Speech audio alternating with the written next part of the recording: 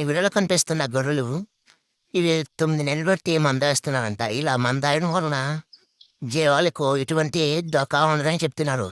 ఎటువంటి పరాన్న జీవులు కూడా ఏ సింహాలు కూడా ఉండవని చెప్తున్నారు. ఎందువలనంటే ఇవి రోజుకో కొత్త మడిలో అంట రోజుకో ఉదయం, సాయంత్రం బసలు వేరుగా పడుకుంటాయంట. ఉదాహరణకు ఈరోజు నైట్‌కి మడిలో పడుకుంటే మార్నింగ్‌కి వేరే మడిలో ఉంటాయంట.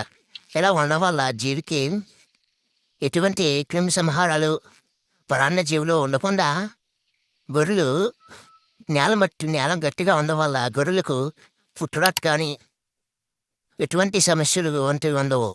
ఇలా ఉండడం వల్ల గొర్రెలు ఆరోగ్యవంతంగా మందలో ఉన్న గొర్రెలు ఇప్పుడు ఆరోగ్యవంతంగా ఉంటాయి. దొడ్లో ఉన్న గొర్రెలతో పోల్చుకుంటే మందలో ఉన్న గొర్రెలు చాలా ఆరోగ్యంగా